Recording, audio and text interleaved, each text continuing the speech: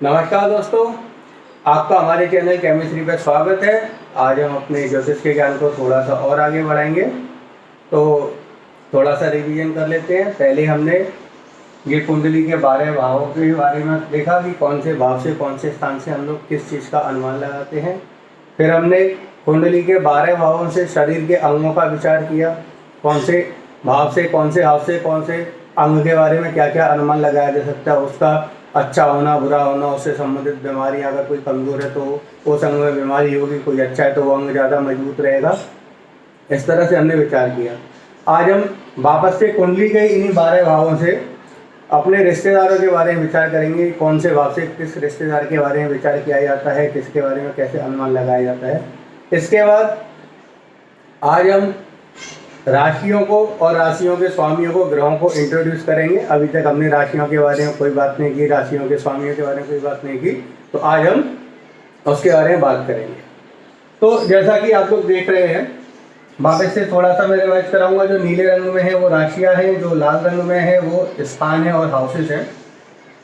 तो ये जब हम नेचुरल जॉडियक की बात करते हैं, जो प्राकृतिक कुंडली की बात करते हैं, प्राकृतिक नेटल चार्ट के बारे में, तो ये पहला हाउस, दूसरा हाउस, तीसरा, चौथा, ऐसे करके 12 तक। और ये 12 हाउसेस 12 राशियों को रिप्रेजेंट करती है नेचुरल जॉडियक में, जो कि मेष राशि से और एरीज से स्टार्ट होता है। तो यहाँ पे मैंने आपके लिए राशि और उसके स्वामी भी लिख के रखे हैं। मेष, वृष, मिथुन, कर्क, सिंह, कन्या, तुला, वृश्चिक, फिर जगह कम थी तो उस तरह लिख दिया, धनु, मकर, कुंभ और मीन। इनके इंग्लिश में भी नाम दिए हुए हैं: Aries, taurus, Gemini, cancer, Leo, Virgo, Libra, Scorpio, Sagittarius, Capricorn, Aquarius and Pisces. हो सकता है मेरी राइटिंग थोड़ी सी आपको अच्छी ना लगे, लेकिन बस ऐसे ही है। तो इसके बाद में इनके स्वामियों के बारे में भी लिखा है। मेष का मंगल, वृष का शुक्र, मिथुन का बुध, कर्क का चंद्रमा, सिंह का सूर्य, कन्या का बुध, तुला का शुक्र, वृश्चिक का मंगल, धनु का गुरु, मकर का शनि, कुंभ का भी शनि, मीन का गुरु। तो आज हम इनके बारे में बातें करेंगे। तो पहले स्थान से हम अपने आप को देखते हैं कुंडली में कि हमारे स्वयं की पर्सनैलिटी कैसी रहेगी, हम कैसे रहेंगे। दूसरे स्थान से परिवार को देखते हैं। परिवार मतलब पैतृक परिवार, हमारे पिताजी की तरफ से और दादाजी की तरफ से हमारी फैमिली कैसी रहेगी, हमारा परिवार कैसा रहेगा। तीसरे हाउस से हम हमारे छोटे भाई बहन और यंगर सिबलिंग को देखते हैं कि हमारे छोटे भाई बहन के साथ हमारा संबंध कैसा रहेगा, छोटे भाई बहन रहेंगे नहीं रहेंगे, किस तरह का व्यवहार हमारा रहेगा। चौथे हाउस से हम हमारी माताजी को देखते हैं। पांचवें से हम बच्चों के बारे में अनुमान लगाते हैं। छठे से ननिहाल और मैटरनल रिलेटिव के बारे में हम लोग बात करते हैं कि मम्मी के तरफ से परिवार कैसा रहेगा। सातवें हाउस से हम पति पत्नी मतलब स्पाउसेस के बारे में विचार करते हैं। लड़का है तो उसको पत्नी कैसी मिलेगी, लड़की है तो उसको पति कैसा मिलेगा। आठवें हाउस से हम ससुराल की बात करते हैं, इन लॉस के बारे में। आप अगर ध्यान से देखेंगे, पहला हाउस खुद का होता है, 7th house related to spouse.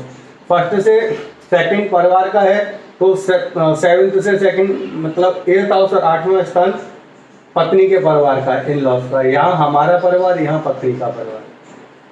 9वें स्थान की तरफ जाएंगे तो पिता का स्थान होता है। यहाँ से आप देखेंगे कि पहले से 5वां स्थान संतान का होता है, तो 9वें से लग्न मतलब पहला स्थान 5वां होता है। तो हम लोग एंटी क्लॉकवाइज गिनते हैं, तो 1 2 3 4 एंड 5। तो ये 5वां स्थान, यहाँ से 9 से पहला स्थान 5वां मतलब पुत्र का हो गया, तो ये पिता का हो गया। उसके बाद जैसे कि यहाँ से हमने देखा, पहले से पहला अपना और 7वां स्थान पति पत्नी का, तो चौथा स्थान माता का, और यहाँ से 7वां 10वां स्थान, तो वापस से 10वां स्थान भी पिता का हो गया। तो 9वां 10वां 2 स्थान हम लोग कुंडली में पिता के बारे में विचार करते हैं। और 2 अलग अलग स्टाइल है हमारे यहाँ, एक साउथ इंडियन स्टाइल, एक नॉर्थ इंडियन स्टाइल। तो साउथ इंडियन स्टाइल में 9वें को विशेष करके पिता का माना जाता है, और हमारे नॉर्थ इंडियन स्टाइल में 10वें को विशेष करके पिता का माना जाता है। और वैसे अगर जीवन के बारे में बात करेंगे, तो जब तक डिपेंडेंसी रहती है माँ बाप के ऊपर, तो तब तक 9वें स्थान को पिता का माना जाता है। जब जातक और पर्सन इंडिपेंडेंट हो जाता है, मैच्योर हो जाता है, तो फिर 10वां स्थान पिता का माना जाता है। इस तरह से विचार करते हैं पिता के बारे में। तो इन्हीं हाउसों से हम लोग ये भी अंदाजा लगाते हैं, ये भी विचार करते हैं कि कौन से भाई बहन माता पिता सगे संबंधी के साथ कैसे रिश्ते रहेंगे, हमारी वजह से उन्हें क्या फ़ायदा और नुकसान होगा, उनकी वजह से हमें क्या क्या लाभ और हानि हो सकती है। फिर हम आगे बढ़ते हैं 11वें हाउस की तरफ। तो हमारा 11वां भाव और 11वां स्थान बड़े भाई बहन और एल्डर सिबलिंग का होता है।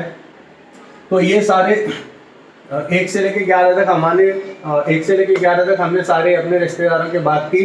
12वां हाउस के बारे में अगर हम बात करेंगे, 12th हाउस के बारे में, 12वें भाव में, तो 12वें भाव के बारे में आपको पता रहेगा, it is a house of dark. It is not related to something tangibles. ये हमेशा से जो चीज़ें नहीं है उनके बारे में बातें करते हैं, ये अज्ञात है, जिनके बारे में पता नहीं है। वैसे भी आपको याद रहेगा तो ये व्यय का स्थान है, मोक्ष का स्थान है, डिटैचमेंट का स्थान है।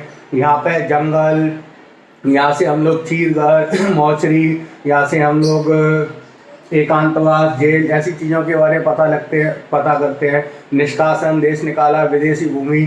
तो इसी तरह रिश्तेदारों में जब हम बात करते हैं तो यहाँ से हमारे पूर्वजों के बारे में ध्यान करते हैं, जो कि हमारे रिश्तेदार हैं, हमारा उनके साथ में फैमिली रिलेशन है, ब्लड लाइनेज है, लेकिन वो नहीं है, जो इस दुनिया में नहीं है। हमारे ऐसे पूर्वजों के बारे में हम 12वें स्थान से बात करते हैं। तो यहाँ 1 से लेकर 12 तक हमने सारे अपने रिश्तेदारों के बारे में विचार कर लिए कि कुंडली के कौन से भाव से कौन से रिश्तेदार के बारे में विचार करते हैं, उनसे जुड़े लाभ हानि के बारे में विचार करते हैं, उनके हेल्थ और उनसे रिलेटेड हमारे हेल्थ इश्यूज़ के बारे में बातें करते हैं। इसके बाद में अब हम कुंडली को थोड़ा सा और आगे बढ़ाएंगे और इसमें हम राशियों का इंट्रोडक्शन करेंगे, राशियों का आधान करेंगे। तो आप देखते रहेंगे, ये पहला स्थान है, मतलब नेचुरल कुंडली में ये मेष राशि है। पहला स्थान की राशि मेष होती है, पहले वापस राशि मेष होती है, उसका स्वामी मंगल होता है।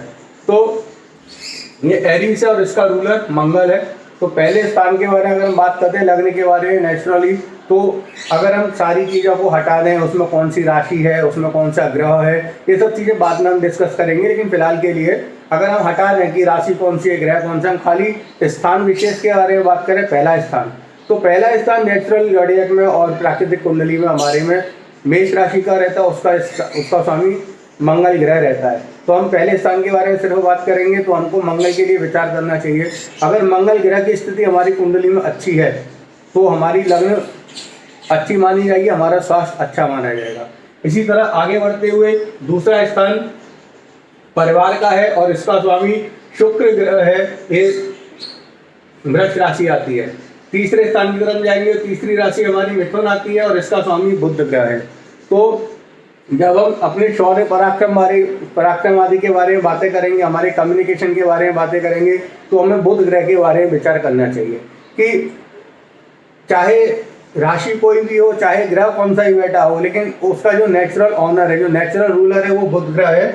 इसी तरह से चौथे में देखेंगे तो हमारा कर्क राशि आती है, कैंसर, इसका जो रूलर है मून है, जो चंद्रमा इसका स्वामी है। तो चौथे के बारे में, माता के बारे में और हमारे धन वैभव संपदा के बारे में हम चंद्रमा से विचार करते हैं। पांचवी राशि हमारी सिंह राशि है, संतान के बारे में, विद्या के बारे में हम बातें करते हैं, तो हमें पहले सूर्य के बारे में विचार करना चाहिए। अगर सूर्य की स्थिति अच्छी है तो पांचवा स्थान हमारा अच्छा माना जाएगा। इसके बाद फिर हम देखेंगे कि उसमें राशि कौन सी है, उसमें ग्रह कौन सा बैठा है, उस पर कौन से ग्रह की दृष्टि पड़ रही है, कौन से ग्रह की युति है, वो सब चीज़ें हम बाद में जब आगे विस्तार से बढ़ेंगे तो उसके बारे में विचार करेंगे। फिलहाल के लिए खाली कौन सी राशि और कौन सा उसका स्वामी है। छठे स्थान के लिए कन्या राशि है, इसका स्वामी बुध होता है। तो छठे के बारे में, नौकरी के बारे में, हमारे ऊपर ऋण रहेंगे, हमारे दुश्मन रहेंगे कि हमारे ऋण नहीं रहेंगे, दुश्मन नहीं रहेंगे, वो सब बुध से विचार करना चाहिए। अगर बुध मजबूत है तो छठा हाउस अच्छा रहेगा, उससे संबंधित सारी चीज़ें अच्छी होंगी। सातवें के बारे में बात करेंगे। सातवां यहाँ पर तुला राशि है, लिब्रा, इसका स्वामी शुक्र होता है। वैसे भी संसार की सारी चीज़ों के लिए और शारीरिक सुख के संबंध में शुक्र के बारे में विचार किया जाता है। सातवां स्थान शुक्र का है। आठवां स्थान यहाँ पे वृश्चिक राशि है और इसका स्वामी मंगल रहता है। तो जैसे कि हमको पता है कि आठवां स्थान भी एक तरह से छिपा हुआ स्थान है और यहाँ पे गुप्त चीज़ों के बारे में पता करते हैं। तो इसके लिए यहाँ पे हमारी जो राशि है वो वृश्चिक यानी स्कॉर्पियन है। स्कॉर्पियन का साइन अगर आपने देखा रहेगा तो एक बिच्छू के जैसा रहता है। और बिच्छू की खासियत क्या रहती है? बिच्छू की खासियत रहती है कि वो ऊपर नहीं रहता ज़मीन के, वो अच्छी से अच्छी जगह पर भी कहीं ना कहीं गड्ढा खोद के अंदर ही रहता है, कुछ नया ढूंढता रहता है, गड्ढे में ही रहता है। तो इसके लिए 8वीं राशि वृश्चिक और उसका स्वामी मंगल। 8वें में हम विचार करेंगे तो हमें मंगल को देखना चाहिए। हमने देखा था पहले के बारे में विचार करेंगे तो भी मंगल, और 8वें के बारे में विचार करेंगे तो भी मंगल। तो जो नेचुरल जोड़ियाक है और नेचुरल हम बिना किसी ग्रह को और राशि को देखे हुए खाली ऐसे ही भावों के बारे में विचार करते हैं, तो हमें अपना खुद का और हमारी आयु का दोनों के बारे में मंगल से विचार करना चाहिए। सीधी सी बात है, मंगल अच्छा है, लग्न अच्छी है तो आयु अच्छी होगी ही, और मंगल खराब है तो 8वां भी खराब होगा और आयु खराब होगी। 9वें के बारे में बात करते हैं। 9वीं राशि हमारी धनु है। धनु के स्वामी गुरु है। गुरु को पिताजी का स्थान दिया हुआ है इधर कुंडली में। तो 9वें के बारे में गुरु से विचार करेंगे। 10वां और 11वां हमारे कैरियर, हमारे कर्म और हमारा कर्मों के बाद कर्मों से जुड़ा हुआ धन।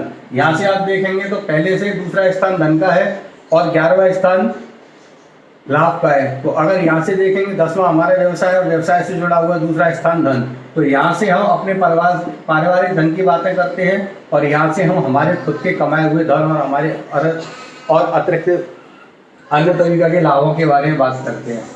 तो 10वां अगर आपने कहीं सुना रहे, कहीं पढ़ा रहे, तो हमारे क्रियाकलाप, हमारी एक्टिविटीज़, हमारी सारी चीज़ें, हम जिंदगी में क्या करेंगे क्या नहीं करेंगे, इस सबको हमारे कर्मों के जो स्वामी है वो शनिदेव है।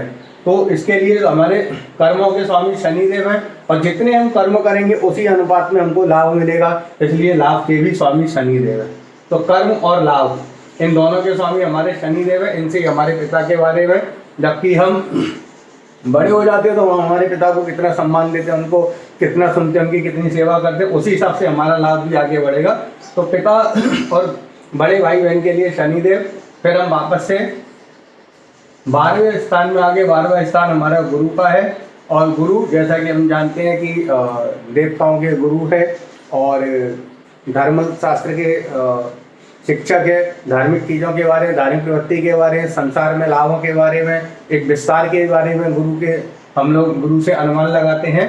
तो पिता और पूर्वज, ध्यान से देखना, ये 9वीं राशि धनु राशि, ये 12वीं राशि मीन राशि, ये पिता का स्थान हो गया, पूर्वज का स्थान हो गया। तो गुरु से पिता और पूर्वज दोनों के बारे में हम लोग अंदाजा लगाते हैं।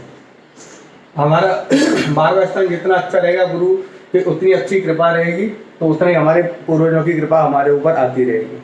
अच्छा, अभी यहाँ पर जब हमने 1 से लेकर 12 तक सारे स्थानों के बारे में, सारे रिश्तेदारों के बारे में पता किया, अंदाजा किया, अब हम इस चार्ट को, इस नेटल चार्ट को, कुंडली को किसी को भी स्थान विशेष से स्टार्ट करके उसके आगे के बारे में बात कर सकते हैं। जैसे यहाँ से हमने चालू किया तो पहले स्थान से हमने सारे स्थान देखे। अगर हम इसको उल्टा कर देते हैं, अगर हम 7वें को पहला मान लेते हैं तो ये हमारे हिसाब से हो गया, और ये यहाँ से हम देखेंगे तो यहाँ से हमारे पत्नी के हिसाब से हो गया। यहाँ से अगर इसको 1 मान लेते हैं तो यहाँ पे पत्नी का ससुराल कैसा रहेगा, पत्नी के नंसार वाले कैसे रहेंगे, मैटरनल फैमिली उसकी कैसी रहेगी, उसके बड़े भाई बहन, उसके छोटे भाई बहन, उसके मम्मी पापा। तो इस तरह से हम किसी भी स्थान विशेष से उसको ले सकते हैं। जैसे कि आपने उदाहरण में देखा रहेगा, मैंने बोला था यहाँ से 5वां स्थान संतान का हो गया, तो 9वें से 5वां स्थान स्वयं का है, मतलब 9वें की 5वां, मतलब 9वें की संतान ये है, तो 9वां अपने आप पिता का स्थान हो गया। पहले से 7वां पति पत्नी का होता है, 4था स्थान माँ का है, तो माँ से 7वां पिता हो गया, पिता से 7वां माँ का हो गया।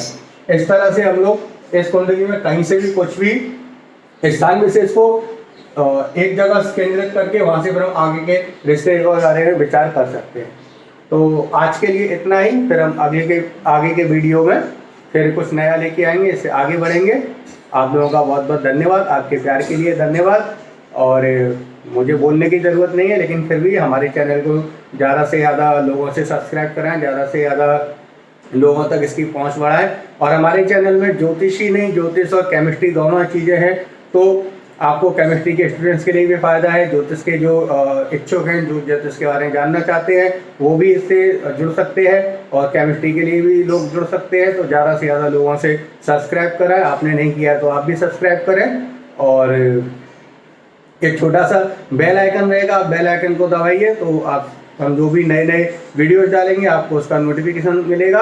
आपके लिए धन्यवाद, थैंक यू।